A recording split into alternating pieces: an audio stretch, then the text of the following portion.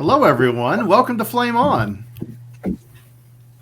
I am joined today by a phenomenal team of individuals, most of which I know, or well, half of which I know, I guess. But I'm very excited to meet the other half. So I'm going to start in the order that I think you're seeing it online. So we're going to go like to my right and then down and around. So bear with me. Zan Christensen from Northwest Press. Hello, Zan. Hi there. Then we have the co-creator and writer for Dash, Dave Abersole. Hey, how are you? And then I'm going to call you Vinny, right? This is cool. You go by Vinny, right? Vinny Rico, down around there. The current artist on issues, I believe, 4, 5, and 6. Yeah, that's right. Excellent. And then almost down and all the way around, just below me, the fantastic and talented co-creator of Dash and artist on the first half, Delia Gable. Hi. Welcome. Can you guys hear me? Yes, well, loud and clear.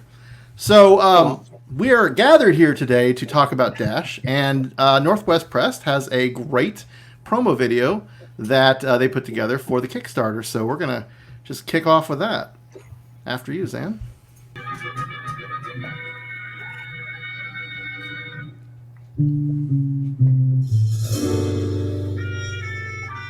If I've settled for anything, it's Los Angeles. She's upfront.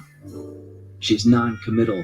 She's the only thing I know I can trust because I know I can't trust her. The case of the mysterious Zita Makara.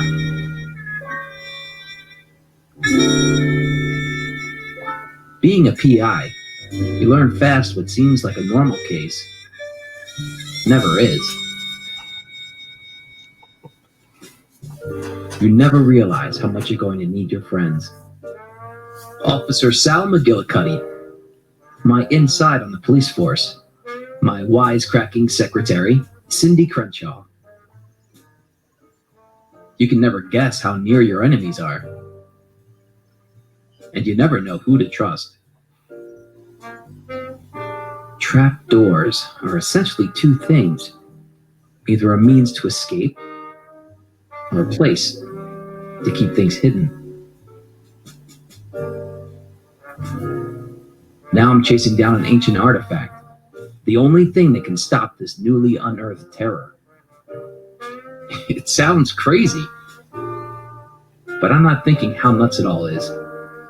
All I can think about is the only man who ever managed to grab my heart is right at the heart of this mystery. And why? Every time my heart gets involved in anything, there's always a monster waiting in the shadows to break it.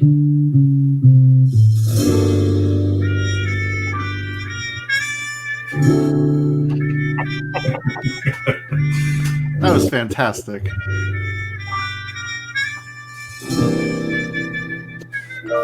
Woo! I kind of want the whole series now as an animatic, like whatever they call those now, animated comic books. So that was a great, I guess, encapsulation of Dash. So what else about the core story and concept, and I'm going to throw this to Dave to start, would you say is worth telling the audience here, other than what they have just seen? And if they missed it, they missed out. But how would you give the elevator pitch and anything else you think is critical to understanding what Dash is? It's a supernatural noir about an openly gay detective in 1940. It's a love letter to kind of like everything, all of those tropes, and they kind of take those tropes and we do our best to kind of try to present them in a way that you haven't seen them before. Like the show mashup or the movie mashup would be the Maltese Falcon meets the Mummy meets Raiders of the Lost Ark through the eyes of an openly gay man in 1940. Which, from previous discussions that we've had, the Dashiell Malone, as an out person in that era, is sort of an exception to some extent, right? So when you were creating this concept, you know, I think you had to do some kind of research, and you sort of dug in on what it was like to be, gay in that era. Is there anything about that informed you, or things that you read that kind of brought some of that to your attention and understanding? Bleeding Cool called this anachronistic. which Delia and I, when we were like, we're trying our best to make. It wasn't common to be openly gay in 1940. In fact, it was a mark on you. You could do a lot of jail time. You could or be killed. But there were those few who did it. And kind of at its core, I felt like if you were outed, and you were kind of like a star on the police force, like what's lower than an openly gay man in 1940? Private Eye. So let's talk to Delia a little bit, because Delia, I haven't had a chance to talk to you since throughout the history of Dash, so I'm very excited. When Dave, I assume, came to you with this idea and you guys started bouncing back and forth ideas, what were some of the things that you wanted to make sure were addressed and covered, and what did you sort of bring to the table besides your amazing art? What kind of ideas did you help Dave develop, and what were some of your own? Well, some of it immediately, we spent a lot of time. Do you remember all the back and forth on what the office phone would look like? So I have about 30 pictures of just a range of telephones from like 1937 and 1942. just one of many files. So visual accuracy was important. The palette was extremely important, and we wanted to kind of get that pulp vibe through the texture, that texturization of the color. So I also ran about like 5 different filters. Do you remember? I was like, what about this? What do you think about this? And you were like, I can't tell. And I was like, close your eyes. Trick, that's the same one. That did happen. I like it. It's cool. Yeah. So we're looking at one of the pages that are up on Northwest Press Facebook, and I think this is one of the first shots that you have of Dash's office. So I can see the telephone right there, and of course that banker's lamp that I actually had growing up, which I love. That still to this day I need to get another one. They still make them, I believe. I've still seen them in the world. Yeah. But yeah. What else? What else do you really? Of course, if you're really paying attention, you see the booze in the back there. I think that's critical to this era, right? That's a lot of booze. It's quite a well-stocked bar for an office, right? And of course, that overhead shot of the fan is like one of those shots that is just like standard, right? That's I can think immediately of Blade Runner because that's sort of a cyber future noir, but so many like borrow that that concept. Wait. So what else? Sorry, go ahead. I was going to say we really wanted to get that pulp iconography seeded throughout visually, just so even if it wasn't right in your face, it would subconsciously throw you back to that era. So it wasn't just like, look at this modern guy in an office that, maybe has a vintage piece. And so there are some Easter eggs through there as well. So I like that you noticed the booze because it's such a huge part of every 1930s, 1940s PI-based movie. And then, of course, Mad Men, The Office was boozy. Yeah. Yeah, Mad Men was like almost like a generation later. Like it was a long time later, and yet it's still such a standard, right? I love the costuming too. Delia, actually, 2 things that I really love about your art are the costuming and the acting in the faces. I love Cindy's facial reactions so much. And again, the costuming I feel like is so spot on to what I know of that era, and I wasn't there, but much of the stuff I've seen over the years.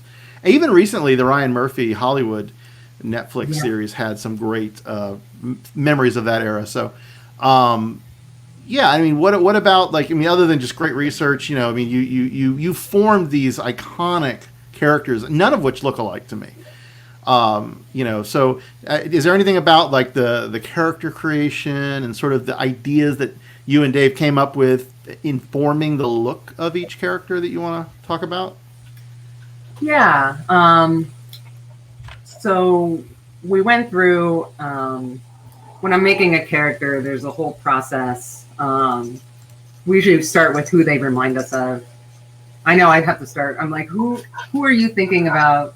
Let's say, face-wise, actor wise when you're thinking of this character, and then I'll go find a bunch of pictures of that person and then extrapolate sort of the definitive facial features of that person, and then keep drawing just samples of that person until I find the look that I'm like, that's them, that's him, that's her, that's them, and then we roll from there. And then I usually just make a character sheet of my favorite facial moments.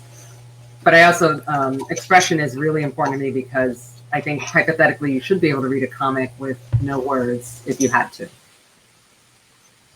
Yeah, I think that's definitely one of your strengths. Is your visual storytelling is really strong, and I completely agree. There are so many comics that you have to read, that you just have to read every. You know, if you took away the word balloons, you'd be like, "What's going on? This is crazy." But Dash definitely reads visually in a very cool way. So I think you nailed it. Let's talk to Vinny a little bit, because I know Vinny, you had a tall order to sort of inherit all of this rich character design and storytelling choices, and then carry the baton. So what was it like working with Delia and Dave and trying to kind of come in mid-stride and kind of continue the race from where you handed it off?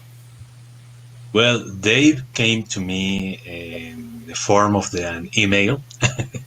So he showed me all these issues of Dash, of these previous issues, and asked me if I could work with him. So I said, yeah, no problem. But when he showed me all this concept as he describes it as a love letter for this this horror genre and all this noir genre, and I suddenly made a click with him in this concept. And when I saw these characters, the characters that Delia drew, and then he showed me all these references, I started to work on it. And there's something funny, because he showed me these kind of actors that looks like Dash, but when I took that reference, the first time I drew Dash was like he has this big forehead, almost like he's bald, and and Dave he is a sweet guy, and I think when he saw it, I think he was like, I don't think he looks like that at all. I remember that. So what I did was like, yeah, I think he doesn't look like the guy that is in the previous issues. So so what I did was like, well, I based totally on Delia beautiful work, because as you said, he's very expressive in so many ways. You know, the hands, you know, the faces they express a lot.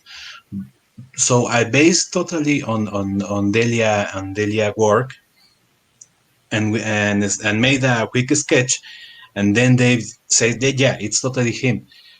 So so the way Dave writes these references, these issues, the scripts he makes, it's like he's I don't know how to translate this, but as a theater director, like this play director, and it's like, yeah, I need him to look like this, but don't make it totally this way. So he delivers a lot of references, just as Delia said. It's like, you know, there is like 37 phones, you know, but it's something like he's very passionate about it, and it, you know, you totally like that in a project. So when the way he showed me the idea, I was like, yeah, I'm totally in, because it's like it's like it's this genre, but it touches these other issues, no, like the sexual diversity, like the trust. I see it like it's a story about trust. It's a story that doesn't talk about masculinity in a bad way. Like this is a very this is like your typical detective guy. He is not like that. He is like a sweet, caring guy. So I was totally in, and I'm very proud of being in the project. So that's all I have to say. That's good. No, you're right though. You touched on something very important. Dash is not that hard boiled in the traditional way, I would say.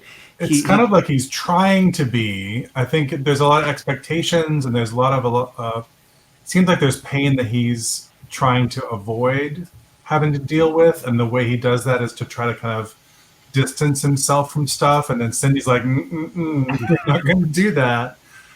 She's my favorite character. Yeah, she's really amazing. So you're doing a story with her, right? You're doing the art on the short story. Yeah, it's coming these days. Mm-hmm. So, Dave, talk about what it's like to work with both Delia and Vinny, and go through your process with them, and how they differ in terms of the relationship that you have, like, developing this. Well, Delia and I spent a good year and a half talking on the phone for 3 to 4 hours every week, developing this, and developing the world, and not just this arc, but the entirety of the series, but I was big picture, and then we'd have to figure out what the phone I do want to tell a funny story about the costuming though. So Delia was so accurate in all the clothing that Dash's pants were a certain height, and I was like, that's but it's too high. Oh yeah, I remember. It was he looked just old man, and I was I'm it's accurate to the time period, but we want people to read the costume. Yeah. So we did spend quite a bit of our time where are we dropping his pants to? Well, it's you can't go below the navel, but right. For being a gay publisher, I do a lot of period work. The first book we did was a turn of the century 1893 adaptation. Had a lot of the same things where if you're too accurate, it's really distracting. You have a lot of cultural stuff to translate that way, so you do have to kind of cheat a little. Yeah. Yeah, and so it was kind of it was trying to find that. I just actually I just found that book, man. I was just rearranging my bookshelves, and I just found that book. The moving on to working with Vinny is, especially in the story, just the action in the story where he came in, that's when it really ramps up. And issue 6 is out in August, and that's it was delivering on there was just one page where I just wrote Carnage, and Delia's seen it because she's read the script, so it's just, and I had no idea what to expect, and Vinny just went there, and it's a little it's shocking, but so that's kind of that's kind of where we picked up where things were just moving just super quickly. What I loved about his style is that it complemented Delia's style very well. And they Delia kind of showed him how she was working, and he's kind of developed his own thing, and especially in issue 6, he took a lot more ownership of some things. And it's probably the goofiest issue too, which is just cute in places. But I'm actually just so happy that we're all here right now because this never happened. So I'm just really happy that we're all here. Oh, I We should love that. Voltron ourselves into a giant robot. I love that model. So Zan, I want to talk to you about the publishing model for this, and I know Sure. we've talked in other places, including Comic Book Bears most recently, about some of the issues of Kickstarter, the strengths of Kickstarter versus or crowdfunded versus traditional publishing. But with this project specifically, what are some of the things that you've learned and seen and grown, and how do you feel this project overall has done and is currently doing? Because I definitely want to talk about the actual, as of this date, July 1st, where we're at with the project in terms of funding. Talk to some of the publishing related and sort of your perspective on this whole endeavor. Sure. So when I started doing publishing, I was focusing primarily on graphic novels and collections of web comics and zines and things like that. So everything I did was long form. And so this was pitched at a Comic-Con by Dave to me, pressed a preview copy in my hand. I'm like, oh, it's already all here. And so we decided to try doing it as single issue comics, which is really hard to do. I mean, imagine, I do these book projects, and it does take a long time to do all the proofing and you have to solicit it, and you have to get things done way in advance in order to show the art for the cover, and deal with all of the shipping and the printing and the proofing and all that. So having to do that, every other month or every quarter to do the comic was challenging. And then it's hard to do, to keep a schedule, because everybody, this is all labor of love type stuff.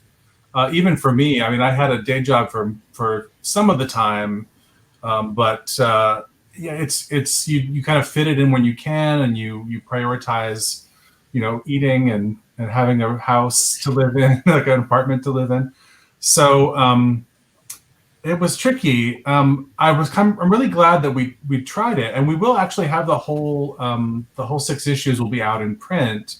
It's actually was in previews in June. I have a bunch of orders to fill for the last issue, but I'm really excited to get it into a collection, because when you see it all at once, there's through lines that you catch that you don't always see from issue to issue. It's kind of like the binge model versus the weekly model for TV. They both have their strengths, and I like that we got to do it both ways. But I'm really excited about the collection and having it all in one space where you can kind of just enjoy it at your own pace. And I'm excited to have extra stuff in it. This Kickstarter is actually, so far, I think it's one of the best, the best performing ones that we've done, because we're about 80% done, and it's only been a week. So I don't mind that. That's pretty good. I'm so thrilled, because you never know, like you said, and I followed a lot of your Kickstarters over the years and funded a decent amount, and I definitely always am sort of checking, oh, how's it going, and this thing is just a rocket ship. It has been unbelievable. I was gonna throw it up real quick. This is kind of by now, by the time you hear this, unless you're watching live, this will hopefully be completely funded. But look at that. You guys are 80% there. That's fantastic. And with 324 different backers for a project that Dash has had, especially given the schedules and various changes over the lifespan, that's just so outstanding. Yeah, I've been doing a little tracking. I'm obsessive. It's the same way with running on a treadmill. I'm always doing different math. I'm like, well, now I'm going to track minutes, and then now I'm going to track calories. And I go back and forth, do these little calculations in my head. I do the same thing with the Kickstarter, where I'm constantly putting the data into this spreadsheet and seeing where we are. One of the things I'm watching is our print run, because we're coming up to about 600 copies that we'll need to do diamond distribution, to do comp copies. I'm going to do a bunch of bonus copies to stores. Every store that's ordered from Northwest Press in the past 10 years, I'm going to send them some comp copies of the book, just because stores need our support and our help. And so when I add up all these copies, we're coming up on 600. So if we crest 1,000, we'll have to print more of them, which is great. Which means more payment to the artists, which means more, we could do probably some extra stuff in the book because we have economies of scale. So I just could not be more pleased with how this is going. And it's totally a testament to the work that's being promoted here. I mean, it could not happen unless there were people who were already excited about this and were, just itching for it. I'm really happy that it did not turn out that everybody wanted to not spend any money on comics right now.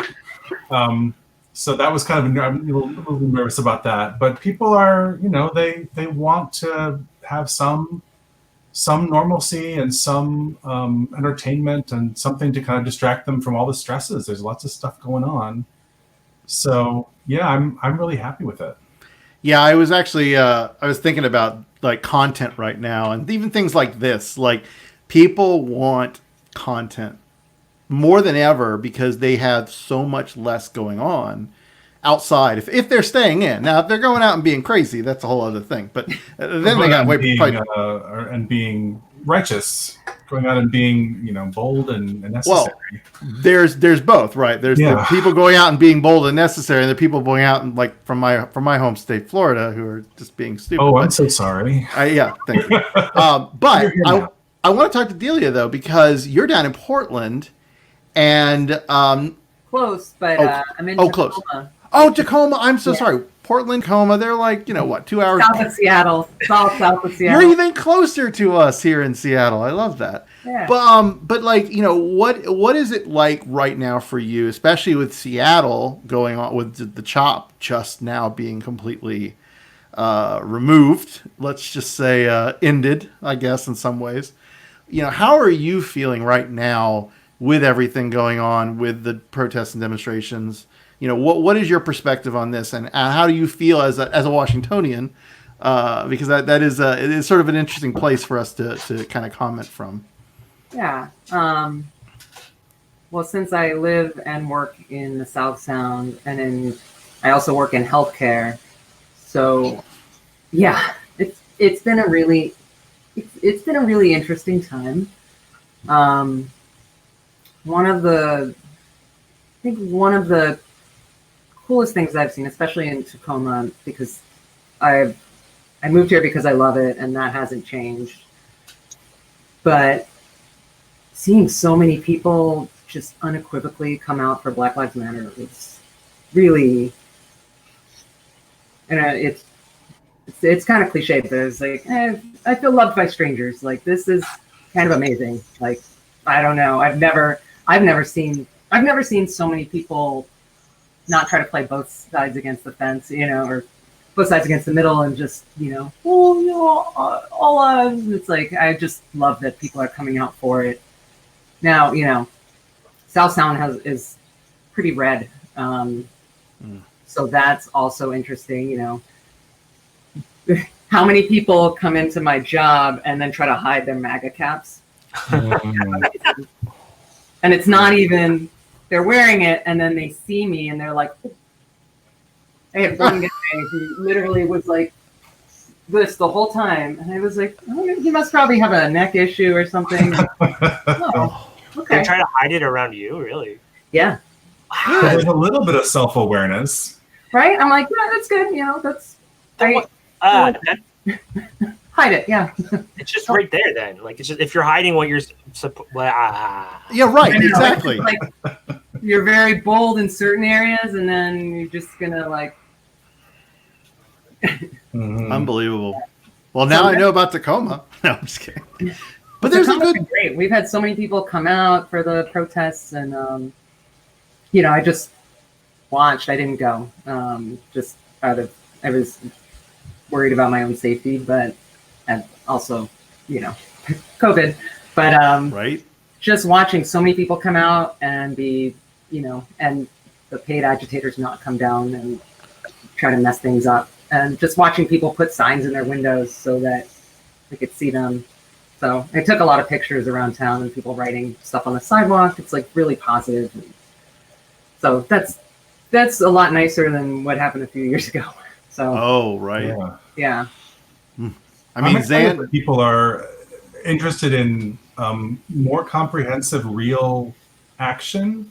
Like there's there's some circles I run in, and like in my well, I was going to say like where people are, I'm used to people being like, well, we'll do something, or we'll do this special effort, and then we'll be done. But I think that I don't think people are going to stand for that. I don't think people are going to, it's not enough. It's never been enough. And it's people that I would not expect to be even myself, like I'm much more, I feel radicalized in a way because I finally get that these solutions have not been solutions, and there's just no way to do it. Like you just have to do something radically different. Because it's been forced, and it's time. It's been time. So I'm kind of like, it's scary. I mean, it's to do something like this, and it's going to take a lot of work. But at the same time, it does feel possible now. Like people are really on board, and we're coming up on November. So like, Yeah. Something might happen in November. So I don't know.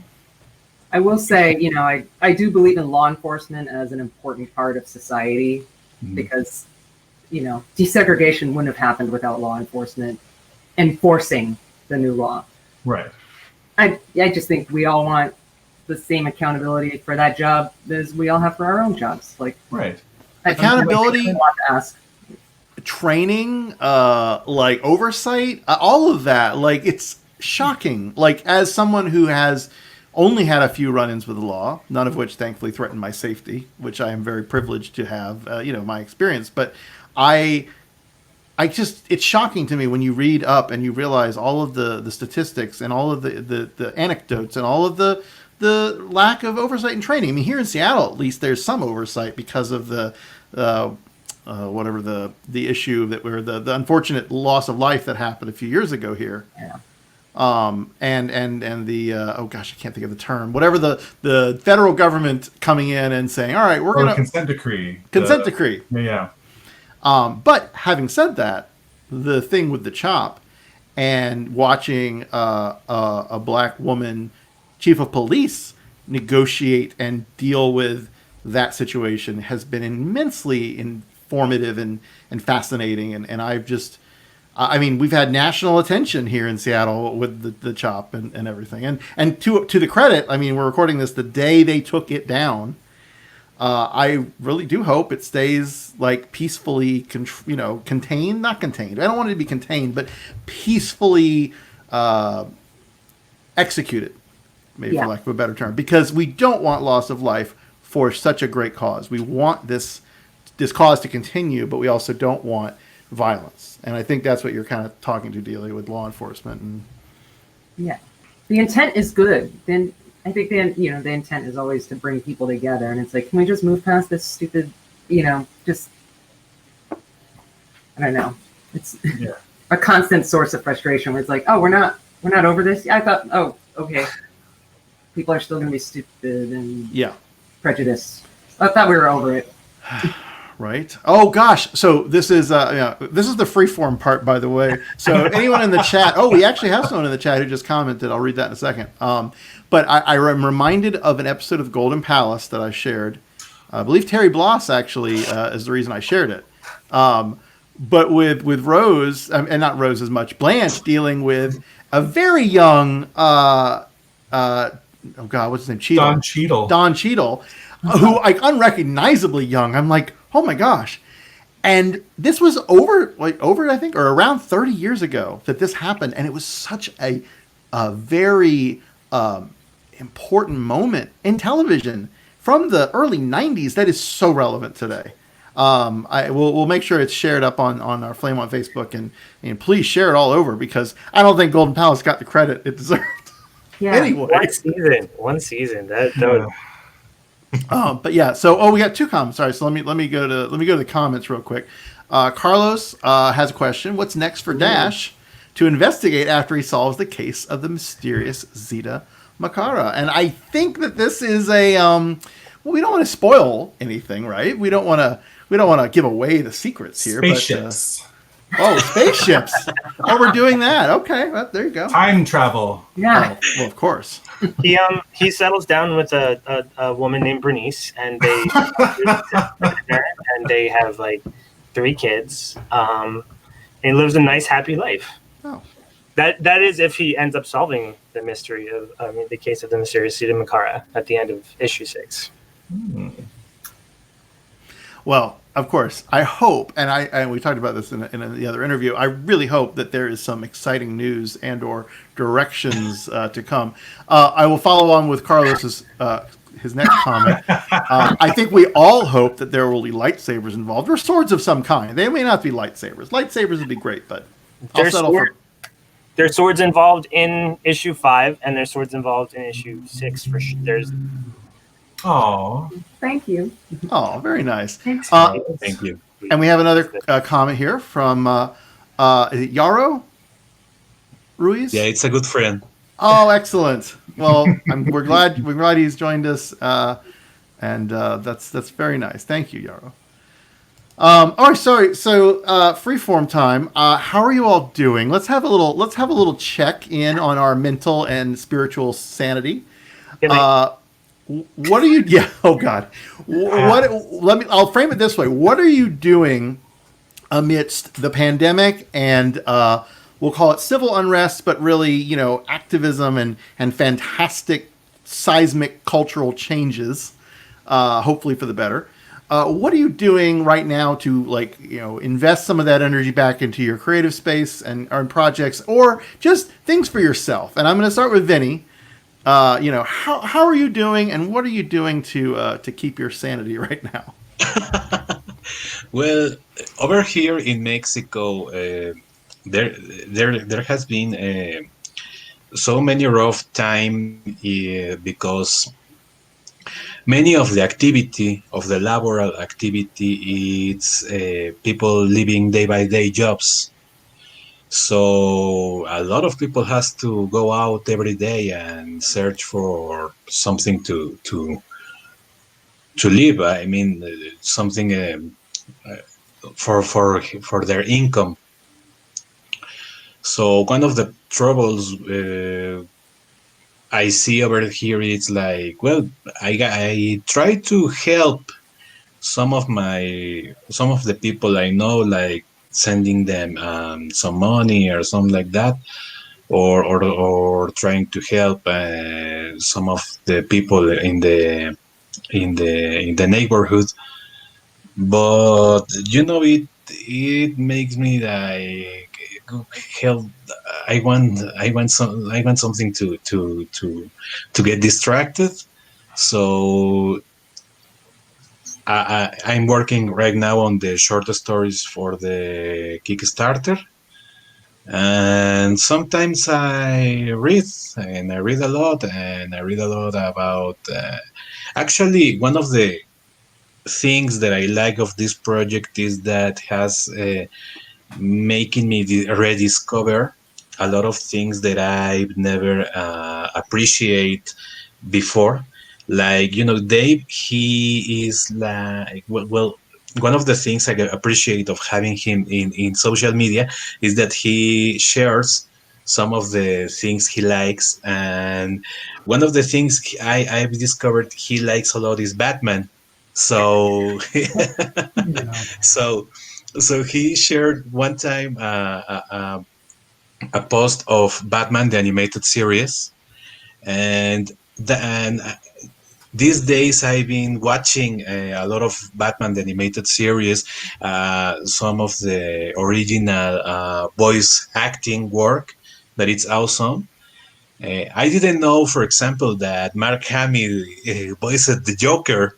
That's like some years ago. And these kind of things, like rediscovering some of the things that I've never appreciated back in time, this is something that I really enjoy of the people that shares things they love, because sometimes you don't appreciate them as with a critical eye, or with some new perspectives. So I've been watching a lot of Batman the animated series the first years. So it's like, oh yeah, I remember. I didn't remember that being so cool. Like I was a kid. I highly recommend, if you're digging Batman in the animated series right now, Paul Dini, one of the writers Oh. of that show, who invented, of course, Harley Quinn and did a bunch of other fantastic work. He wrote this fantastic autobiographical comic called It's a Dark Knight. It is so insightful, both to his perspective of Batman and the cast of characters, but also the personal experiences he had during the writing of the animated series. If you have not found that, I highly recommend 100%. Yeah, check that out. Gonna check it out. Yeah, Paul Dini's amazing. Oh, we got another one from Carlos here. I'm going to pop that on before we continue along. And I have even though I'm from Florida, I have the smallest amount of Spanish speaking experience. So I'm not even going to attempt this. Can you guys see that? He's asking if I'm gonna make a comic about how coronavirus affected Mexico, maybe a hero that helped people from Mexico. I really I know, for example, Delia last comment that she made about the COVID and the Black Lives Matter movement. Something like that creative people share is that critical view about things that happen around the world. So I'm living over here in Mexico. It's a very interesting theme, but I don't see this that I'm doing a superhero or something. I mean, we have over here in Mexico a health campaign that it's called Susana Distancia. That it consists in keeping safe distance from people. So she's a character that was made by the government, by this administration that expands her arms and and keeps people from touching them. So it's a very good concept, and people has been doing fan arts. But I don't see myself doing that kind of thing. I'm more like something more like I think when I have the time, I'm gonna share a little thoughts about it. I mean, something like for example, when Dave writes his scripts, he just doesn't write something like, oh yeah, and then he enters this room and then he goes. He's like, he describes the mood, the setting, and he when you see the sorry for my bad English, by the way. You're doing great. Great. So when he describes a scene or something, you can tell that he has this critical view about society, about these issues, like sexual diversity, like these kind of things. So I think this is kind of the stories that I like, that touch this topic.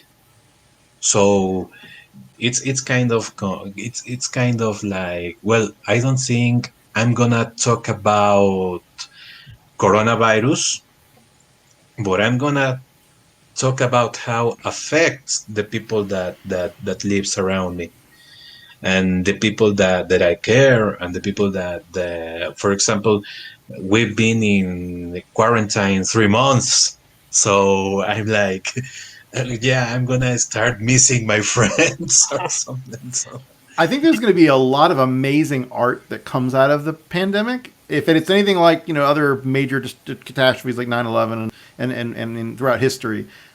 Dave, what are your thoughts as a playwright? Because I know some of this that Vinny's talking about comes from your masterful, being, playwright writing, because you set all of those pieces there for the people acting and directing your plays to know what to do. What do you think, and what's keeping you sane, and how do you think the coronavirus and pandemic and Black Lives Matter, even, how is that affecting what you're thinking right now and creating? It's actually kind of fueling this, because I set this in 1940, which is about 2 years before Pearl Harbor was bombed, and then we actually stepped up as a society and joined the war, because we were living in kind of like with our heads in the ground for quite a while. So it's been like there's been some weird parallels between this and what's going on today. I don't know what state it was, but it was just last night. There's a governor. I think it was like I don't want to like guess the state, but there's a governor who's literally, well, there's so many governors like putting in like mask, like everyone has to wear a mask. There's a governor who's now saying like if you have that in place, we're gonna fine you, and that's insane to me. I think it's Nebraska. I think it's Ricketts in Nebraska, because there's a big outbreak near a meatpacking processing plant. Yeah, and that's like got the most crazy infections anywhere in the country almost, and it's like, oh no, you have to let people walk into your courthouses and your city halls with no masks on, please. To me, it's insane. And in 1940, we were putting our, we were going, la, nothing is, like, we're fine. Nothing has affected us. Meanwhile, like, you look at the Black Lives Matter movement, like, how many people have to die before, they start, defunding the police, which means not just, like, taking money away from the police, but putting money where it needs to be, like, so they're not overburdened with the mental health issues, with the education issues, with all of these other things. That's kind of, it's having these like weird parallels for me. I personally had like a lot of like weird health issues this year, so I've been totally sheltering in place and just trying to get through. But there's an activity that's happening that today is the actual midpoint of this year. I read that on the internet, so it must be true. So 6 months, woo! So I'm hopeful, but I'm also dreading. But I'm also hopeful about what's going to happen in the coming months. But I think all we can do is, all I can do is just keep on like doing what I can do, is just writing and trying to connect to people and trying to connect people through art. That's the best thing. I that's the only thing I know how to do. Like, I can't fix a sink or change a tire, but I can do that. There are YouTube videos to teach you that though now, so you're good. No, I'm not good with that. Like, I can't even, like, I'm just even bad with a calculator. Or time zones. Like, as everyone knows, like, I'm not really good like today. Like, I don't know how time zones work. So like, but connecting people through art is what I know how to do, and it's stuff that I'm looking forward to doing. I'm not looking forward to a lot of like apocalyptic COVID stories coming out of this. That's what I'm worried about, and that's what we all have to guard up. We have to keep our guard up about that. Don't do it. I was about to watch Dark on Netflix last night, and I watched the trailer, and I said, "Nope, hard pass. Not doing it right now. Sorry." I appreciate the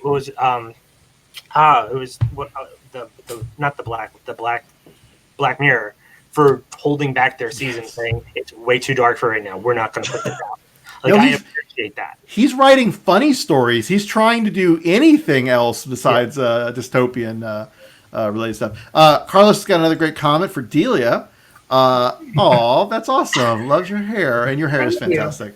So this is actually a great question that I was thinking serve over to you.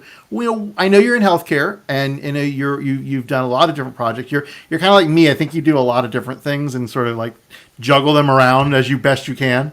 Yeah. Are you doing anything new in terms of illustrating, and what other creative projects are you are you considering or actively working on? Well, since I do a lot of different things, I'm also in some bands. So She's a rock star. I need to hear this. I need to know.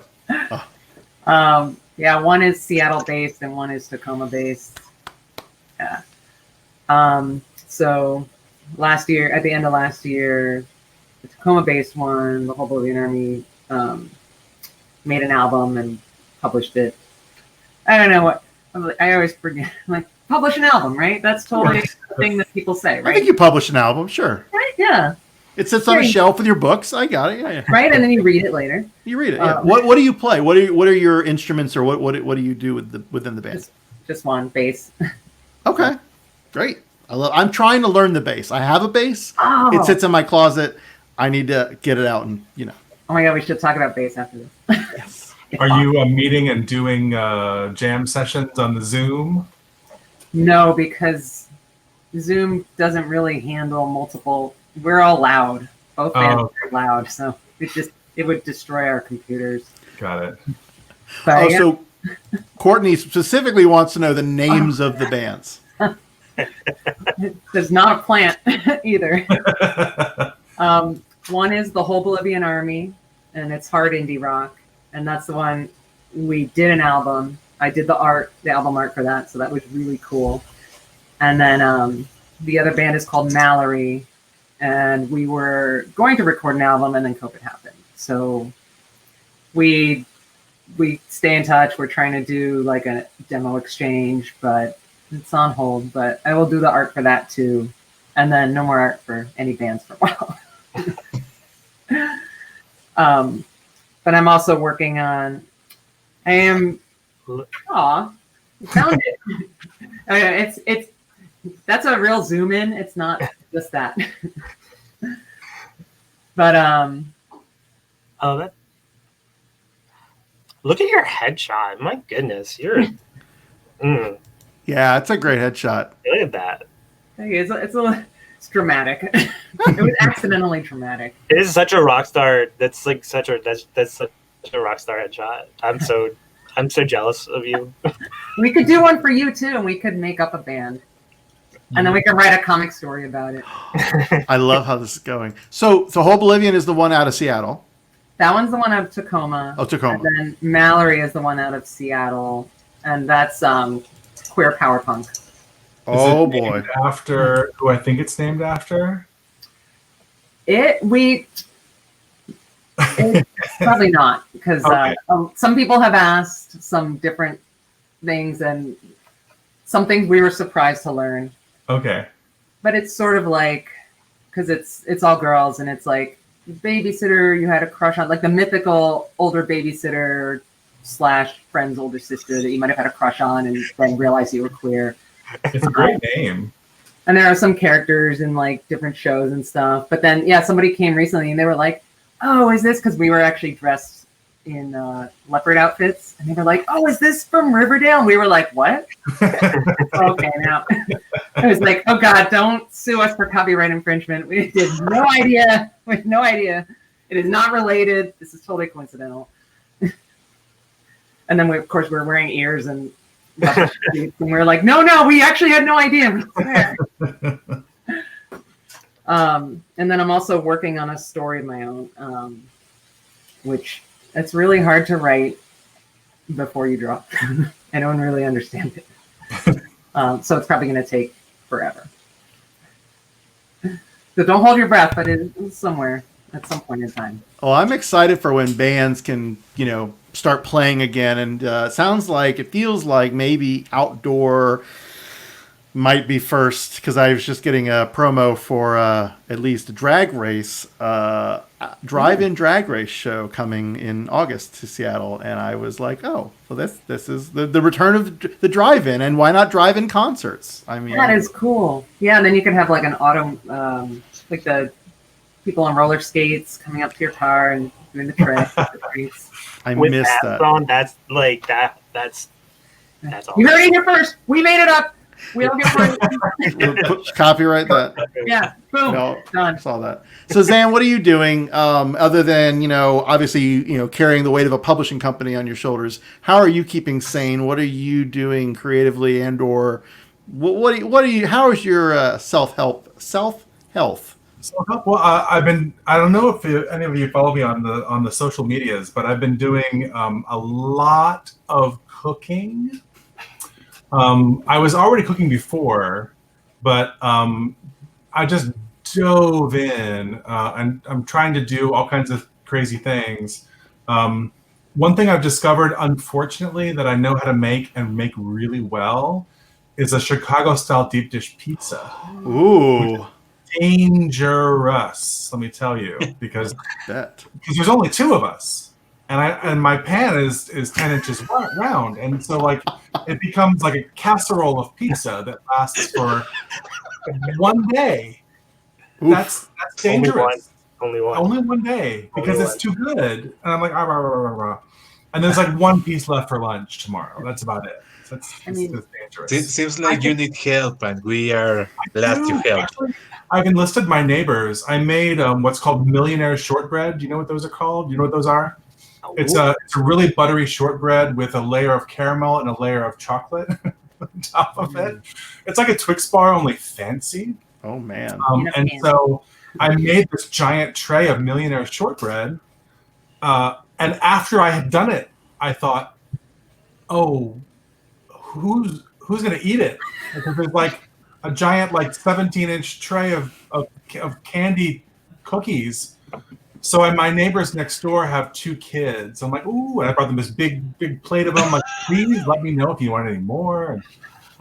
But aside from that, I've been doing a lot more writing of my own. I had a story that I wrote this long treatment, actually years and years and years ago after the Pulse shooting. I was driving to a convention that weekend, and was just so emotional and so raw about that. And I wrote this kind of like time travel, kind of like, like you were talking about, like a story about the catastrophe, about the problem, So I wrote a time travel story directly addressing, violence and why people do the things that they do, and it became this weird two-hander with a kind of a time detective and like a Minority Report kind of thing, where he's not actually a killer, but will be or could be, and trying to like talk somebody out of hatred and talk somebody out of ignorance, to get them to not have done something. So it's a weird story, but it was really great to write that. And then I don't know if you've been having COVID dreams. I've been having lots of like crazy dreams.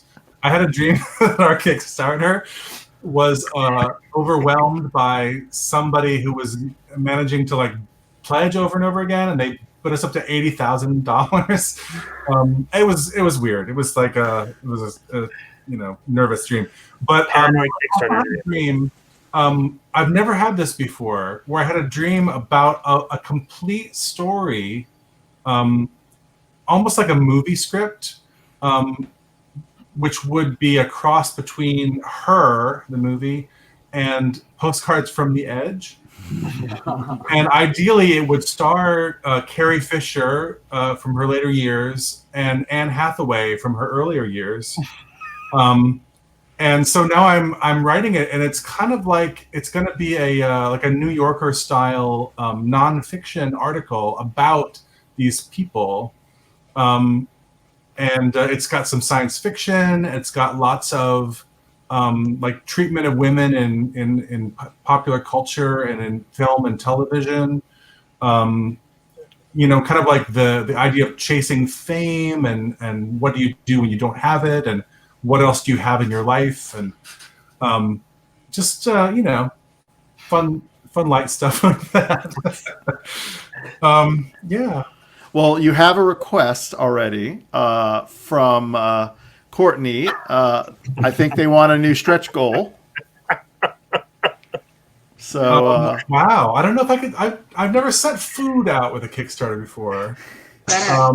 Well, how about if we do cocktails instead?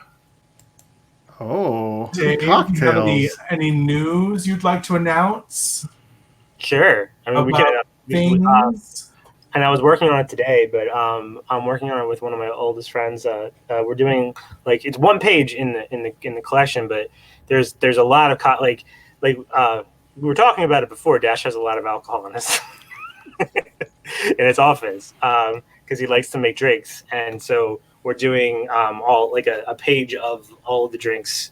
Like an old-fashioned type of page like you would see in a magazine, but they're gonna have the like how to make them too. I love So if this. you want to if you want to make them, we'll tell you how. And you don't. I mean, it's fine. Like if you don't drink, that's totally cool. You can make a mocktail out of pretty much Substitute. a lot of cocktails. Right. I just want you to make. I want you to drink well though. Like so. Yeah. Like if you are going to drink, this is how I would prefer you to do it. But there's also. I mean.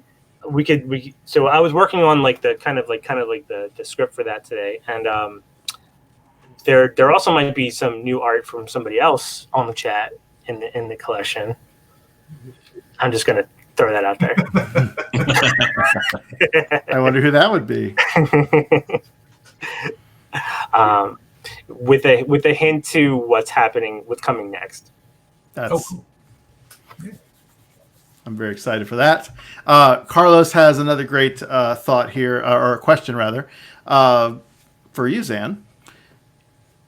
I should probably read this because there will be audio of this. I just remembered that. So Carlos says, Zan, I know you created a co-created a series of your own. Have you ever collaborated with any of the artists you publish or think about working with anyone in particular? I think that I always kind of wanted to be a writer, but I'm not really. I think I'm a person who writes sometimes. And I've kind of gotten comfortable with that. I really love helping people get their stories heard and connect with readers. So publishing is a great outlet for me. But I do have some stuff that I've been kicking around for a long time. It's hard. I feel a lot of responsibility. I'm not sure if you feel this too, Dave. Like when you're writing for somebody else, I feel a lot of nervousness about, providing enough guidance, like not being too strict about it, like kind of riding that line between not doing enough and doing too much, getting the whole thing done so that somebody can see the whole arc of it before they commit to doing it. Like it's especially in in kind of a lower rent kind of business like we have. It's hard to, get to ask somebody to commit to a big project. So, yeah, I think that at some point I'll have some shorter things done that I'll just work with an artist on for like a piece in an anthology or something. But I've been doing a lot more prose stuff because it's just me disappointing myself sometimes, or being happy with it. So.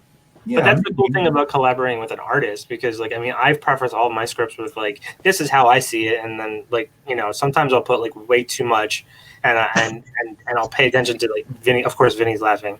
Like I'll put I will focus on like a specific detail, but then there'll just be a page of like, well, this happens, and like. So they both know it, but I always say, like, if you have a better idea, let's do that idea, because it's for me, it's the story filtered through me, and now it's being filtered through another person, which is the awesome part of collaborating. It's the funnest part of comics, of making comics, is collaborating with other people and seeing how that idea kind of travels. I've always enjoyed the second writing. Like when you write, I'll write a script, art will come back from it, and then I just rewrite to fit, to really polish up what's there, like to let the words speak to what's on the page, not what I might have imagined was going to be on the page. Just to make sure that everything fits really well. That's always a fun process for me. Like the Stan Lee pass of it. Yeah. Yeah.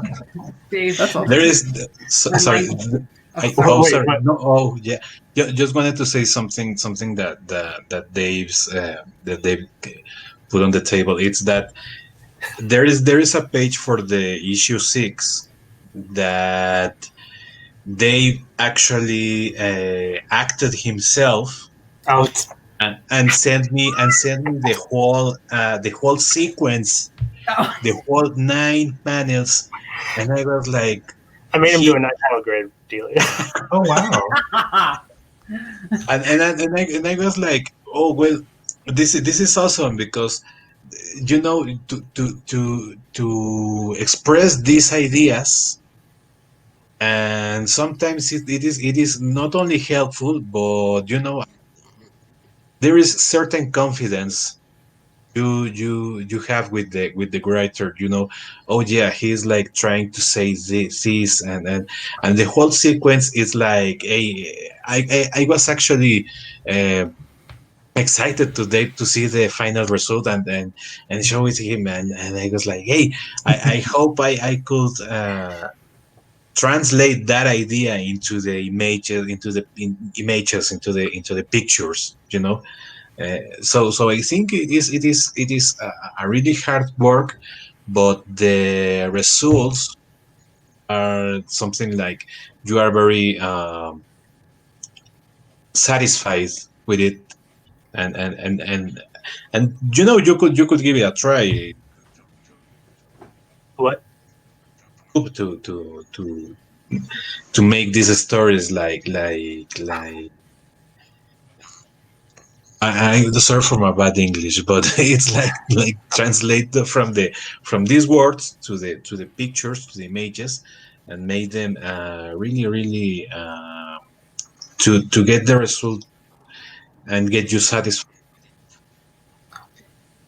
Sorry for my bad idea. No.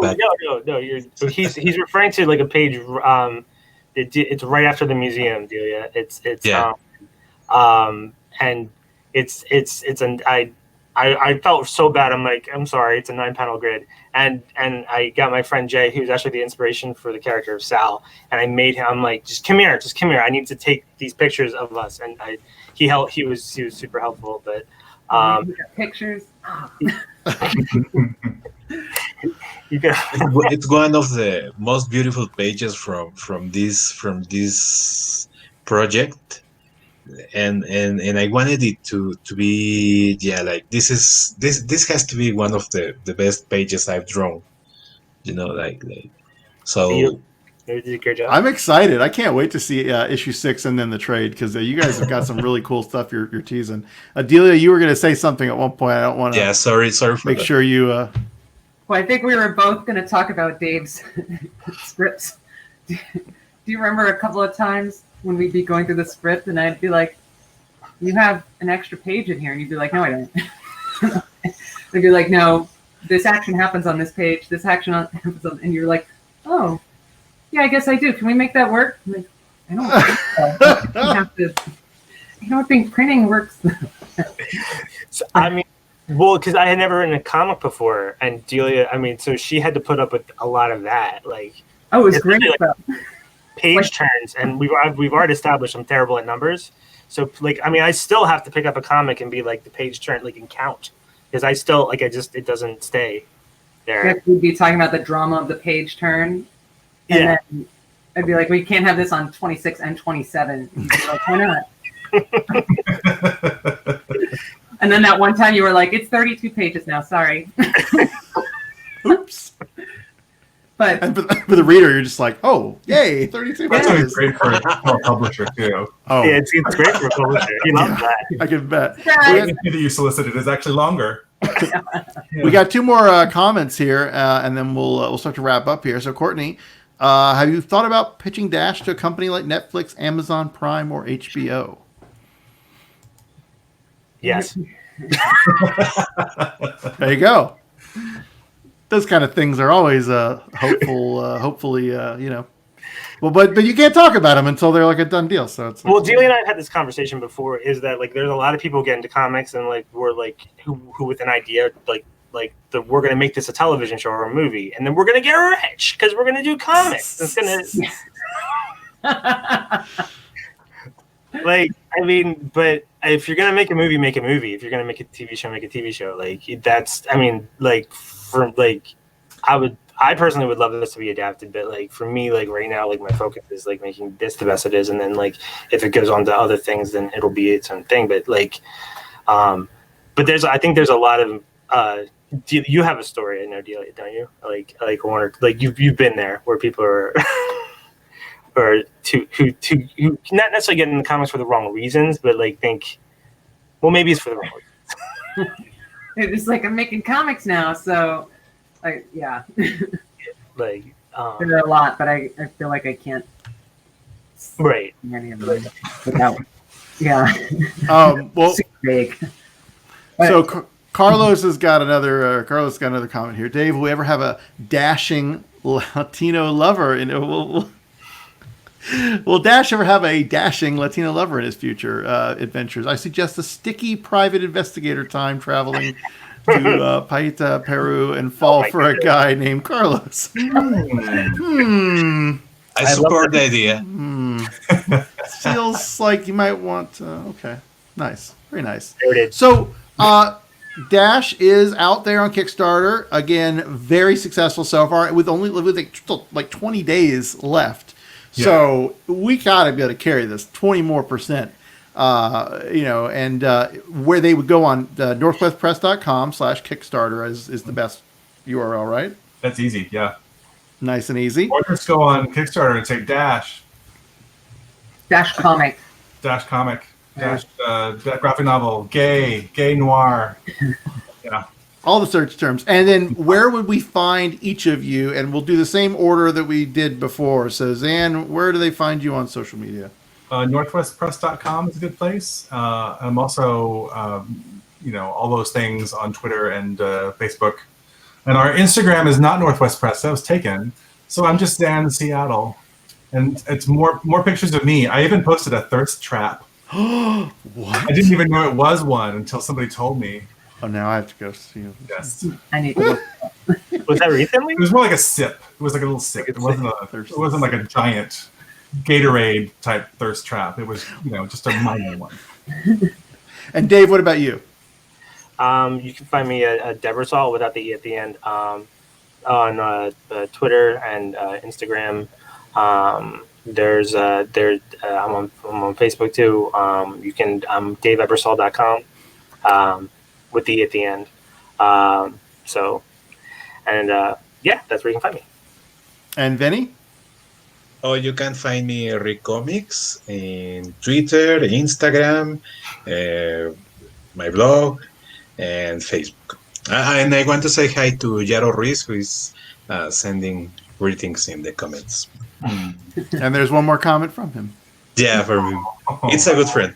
He's been really supportive. He also makes comics and has these LGBTQ comics, also these themes in Mexico, which is pretty hard. So he's a good friend that also makes this kind of topics, of themes. Oh, cool. Is this stuff online, Benny?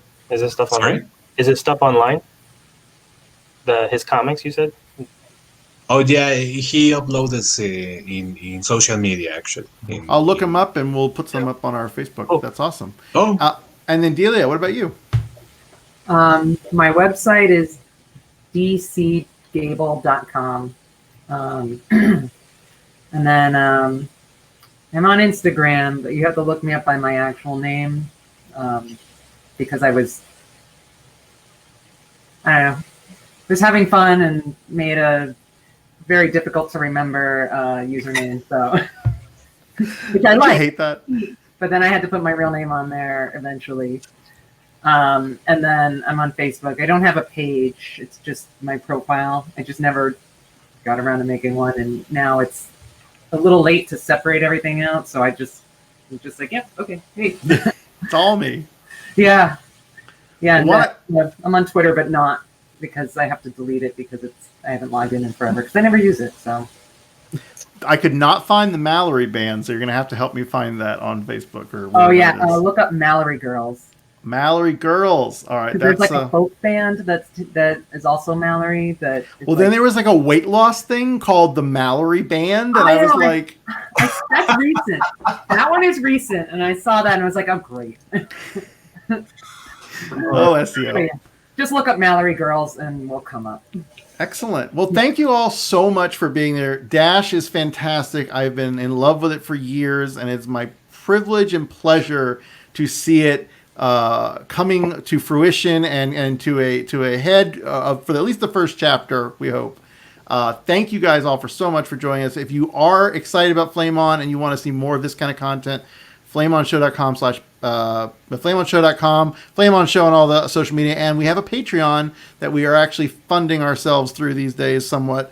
But obviously, give all your money to great organizations like Black Lives Matter before you give us any of your money, and then come back and give it to us on Patreon. And subscribe to Flame On, because it's a great way to help promote them and get people to see them. And then leave a little comment saying, I like this show, where we learned about Dash. I love that. Yeah, like and subscribe. Like and subscribe. Spending nothing. But anyway, thank you guys so much for joining us, and we'll see you soon.